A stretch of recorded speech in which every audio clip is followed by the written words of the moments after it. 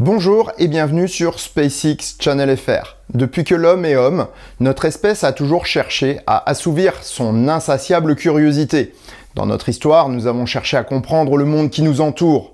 Nous avons colonisé presque toute la planète Terre et chaque jour, nous en apprenons un peu plus sur notre maison. Pourtant, ce n'est pas la curiosité qui fait bouger Elon Musk, mais l'instinct le plus profond de notre espèce, l'instinct de survie. Sur SpaceX Channel FR, je vais vous raconter l'histoire de cette formidable aventure qui mènera peut-être l'homme prochainement à la surface de la planète rouge. Nous découvrirons les dessous techniques de SpaceX, ses accomplissements et ses échecs. Nous parcourrons ensemble les projets qui ont et vont changer notre manière d'aller dans l'espace.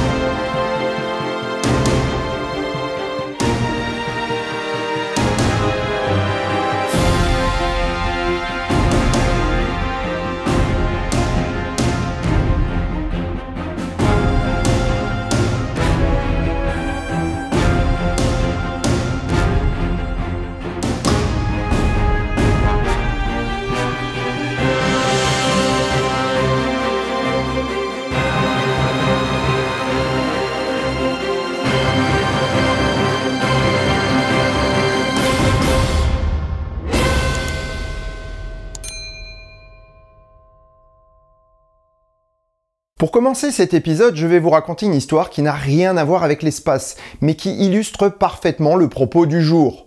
Nous sommes en 1598 et l'explorateur Alfonso de Albuquerque découvre une nouvelle terre dans l'océan Indien. Cette île était très isolée et n'avait jamais eu la visite des hommes.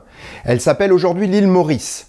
Les marins portugais découvrirent vite un gros oiseau peu farouche et nonchalant qui ne fuyait pas devant eux, le Raphus cuculatus, ou plus communément appelé le dodo. N'ayant jamais eu de prédateur, ce gros oiseau d'une vingtaine de kilos a été une proie facile pour les marins et colonisateurs, leur permettant d'améliorer leur ordinaire alimentaire à peu d'efforts. Comme le dodo faisait son nid au sol, les animaux importés par les colonisateurs ont vite fait de se nourrir des œufs que les parents ne pouvaient défendre.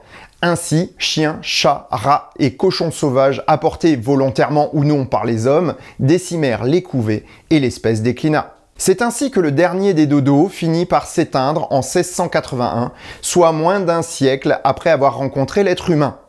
Le but de cette histoire n'est pas de stigmatiser ou de juger, mais de comprendre une chose importante. Si le dodo avait été aventureux, il aurait pu s'établir sur d'autres îles, comme la Réunion tout d'abord, à un peu plus de 200 km de là, puis à Madagascar, et ainsi de suite. Il ne l'a pas fait car ce n'était pas dans sa nature.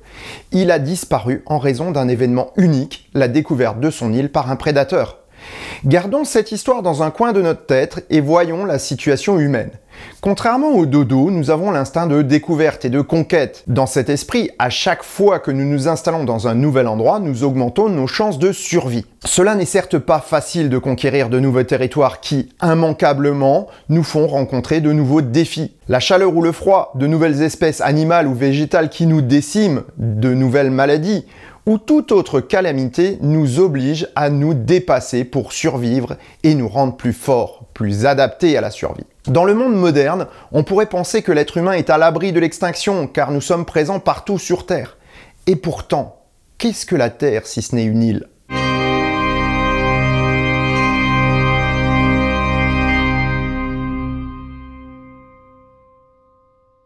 Finalement, nous ne sommes pas bien mieux lotis que notre pauvre dodo, vous ne trouvez pas? En fait, si. Car contrairement au dodo qui acceptait sa vie comme elle venait, nous autres êtres humains en voulons toujours plus. Cela nous a conduit à coloniser la Terre, mais également à nous combattre les uns les autres, entretenant ainsi notre capacité de survivre. Les guerres et conflits petits et grands sont le quotidien de l'homme depuis l'aube de l'humanité. À l'échelle de notre planète, nous sommes bien représentés et il faudrait un cataclysme énorme pour nous éradiquer totalement. J'en vois dans le fond qui pensent sûrement à une guerre nucléaire ou à un truc du genre. C'est peu plausible, il resterait toujours des poches d'humanité qui finiraient par s'adapter et par survivre. Certes, nos civilisations avancées devraient tout reconstruire, et cela prendrait du temps. mais ce n'est pas impossible. Même cause, mêmes effets pour une éventuelle invasion extraterrestre. Si comme le dodo, nous étions découverts par un plus grand prédateur que nous, il est probable que notre capacité à combattre nous permettrait de nous défendre. Au pire, nous pourrions nous envoler comme passagers clandestins à bord des nefs étrangères pour nous évader et recommencer notre expansion ailleurs. En fait, je pensais plutôt à des causes naturelles. Bien que notre petite planète bleue soit placée dans un endroit favorable à la vie, dans une position idéale pour être tranquille pendant de nombreux éons, elle n'est pourtant pas à l'abri d'une attaque du plus grand ennemi de l'humanité, le hasard. L'immensité de l'espace regorge d'objets de toute taille. Ils se déplacent en permanence et dans ce chaos organisé par toutes les forces qui permettent à l'univers de garder sa cohésion, tombent parfois sur des planètes ou des étoiles. Ainsi, la comète Schumacher-Levy s'écrase en 1994 sur la planète Jupiter, après s'être morcelée en plusieurs fragments. Certains fragments avaient plus de 2 km de diamètre, et s'ils étaient tombés sur Terre, ils auraient fait bien plus de dégâts qu'une guerre thermonucléaire. Mais bon, on va pas faire dans le film catastrophe. Les chances que cela arrive sont faibles, et même extrêmement faibles.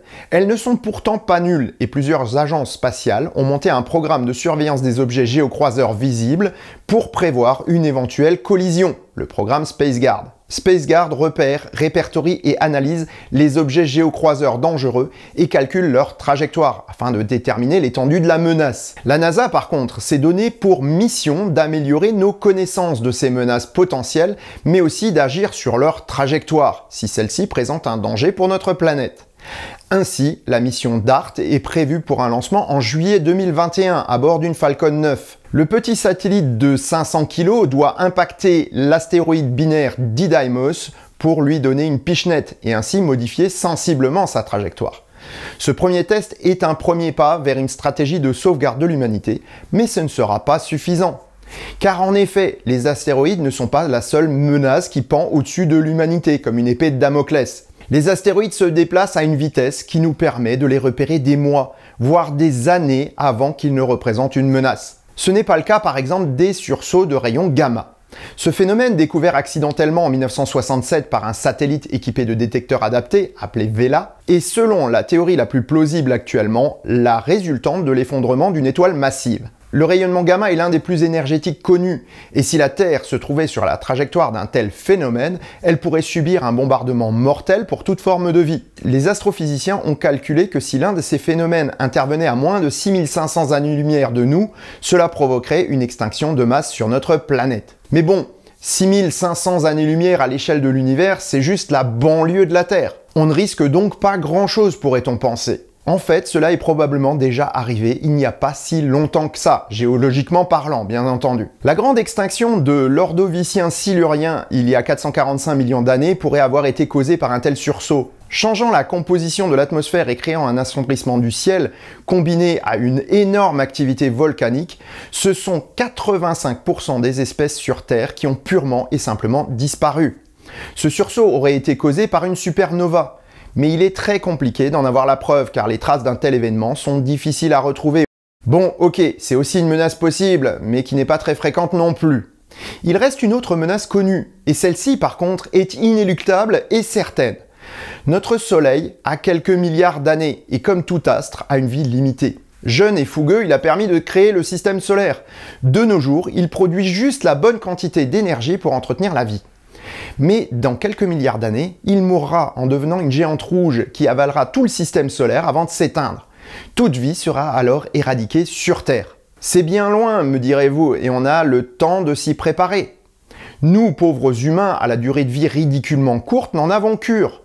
Ce sont les générations futures qui devront faire face à cette menace. Ainsi pensaient sûrement les dodos. Si les astéroïdes menacent directement notre planète, la fin de notre Soleil, le système solaire, les sursauts de rayons gamma menacent toute vie potentielle dans une vaste zone de notre galaxie.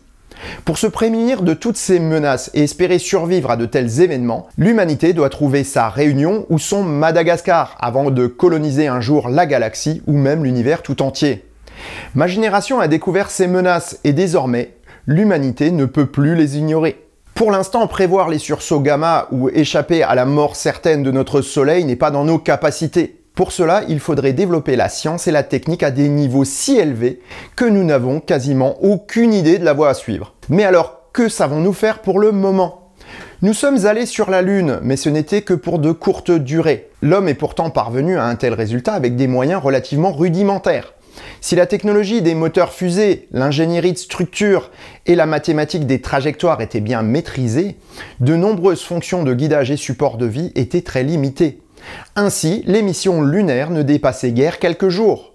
Ce sont les stations spatiales en orbite terrestre comme Salyut, Mir ou l'ISS qui nous ont permis de défricher les défis de la présence humaine de longue durée dans l'espace et ainsi de commencer à penser à un voyage vers notre plus proche banlieue, Mars. Je ne parlerai pas ici de Vénus qui détruit en quelques minutes des sondes blindées par sa chaleur de four et la pression de plusieurs centaines de bars de son atmosphère.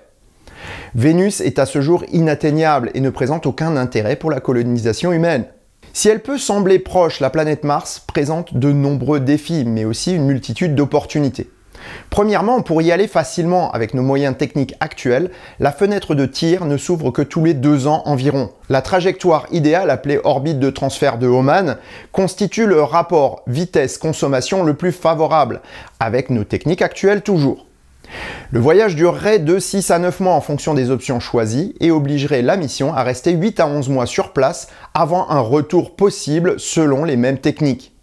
C'est donc un voyage de plus de 2 ans qui attendrait nos explorateurs. 2 ans sans ravitaillement, sans soutien logistique ou médical, dans un isolement presque complet. Reproduire l'architecture du programme Apollo où l'immense majorité de la fusée et des équipements est abandonnée en cours de mission est impossible. Sur une masse totale de plus de 3000 tonnes au décollage, ce sont seulement 5,7 tonnes qui sont récupérées en fin de mission sous la forme du module de commande qui ramène les hommes sur Terre. À l'échelle d'une mission martienne, un tel ratio serait inconcevable. Toutes les ressources de notre civilisation n'y suffiraient pas. Il fallait repenser tout le système pour rendre le voyage possible.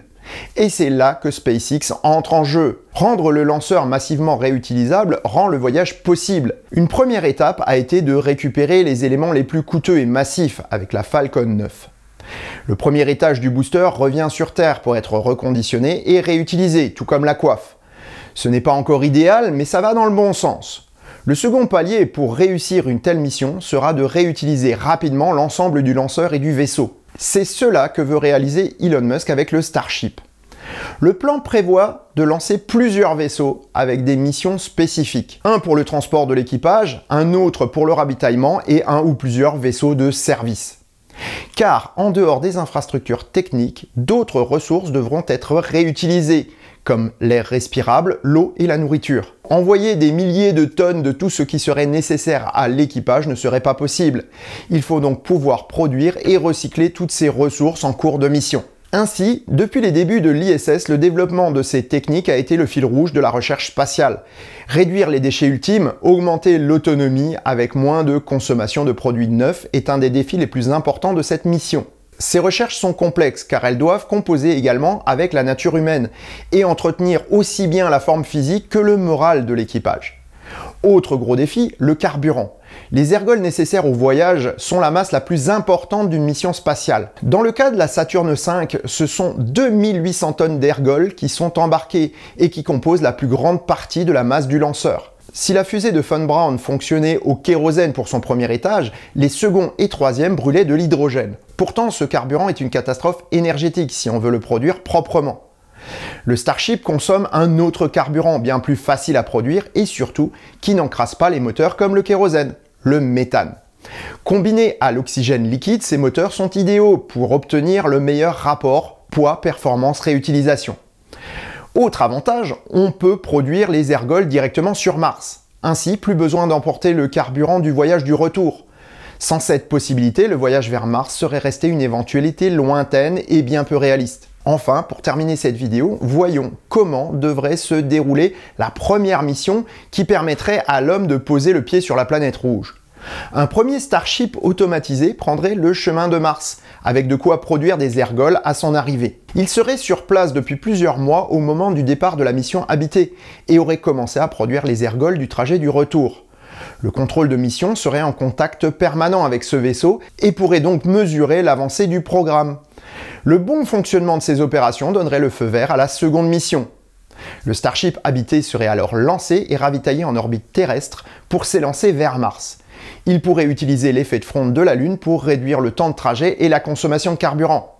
Je n'entre pas dans le détail, mais cela fera l'objet d'une autre vidéo. Une fois sur place, il se poserait près du premier Starship. Une ferme serait déployée pour la nourriture et recycler l'air respirable. Ces composantes pourraient être amenées par le premier Starship, voire par une mission dédiée, ou alors carrément par une composante de la mission habitée. Une fois sur place, l'équipage pourrait déployer un habitat et les infrastructures nécessaires à la vie pendant leur mission, mais aussi pour préparer les missions futures. Car non, nous n'irons pas sur Mars pour un court moment. Investir dans une telle aventure doit permettre à l'homme de s'y installer durablement et de s'y développer. En conclusion, si les grandes étapes sont claires, de nombreux détails et techniques restent encore à développer, industriellement parlant. Le programme Artemis de la NASA est là pour cela d'ailleurs, en faisant de la Lune un banc d'essai des missions martiennes. On ne peut escalader un haut mur, mais construire un escalier avec de petites marches praticables permettra d'atteindre la Lune, Mars et les étoiles. C'est bien ce que pensent tous les scientifiques sérieux, mais Elon Musk a une autre idée en tête. À 50 ans, il sait que s'il n'accélère pas le rythme, il ne pourra pas voir une mission martienne aboutir.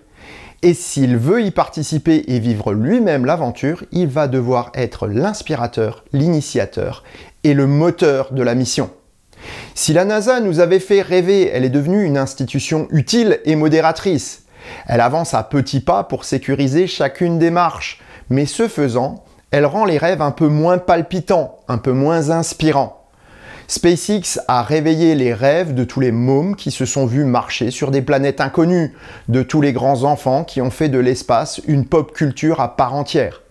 Et finalement, qui espèrent qu'Elon Musk transformera leurs rêves en réalité de leur vivant, tout comme moi. Ce premier épisode est terminé et j'espère qu'il vous aura plu. Les pouces bleus, commentaires et abonnements sont des points de mesure pour YouTube pour mettre en avant ou non une chaîne et mesurer sa qualité. Donc merci d'avance d'interagir avec la chaîne pour qu'elle puisse se développer. Et sur ces bonnes paroles, n'oubliez pas de rêver mais aussi de vivre vos rêves. Portez-vous bien. Ciao.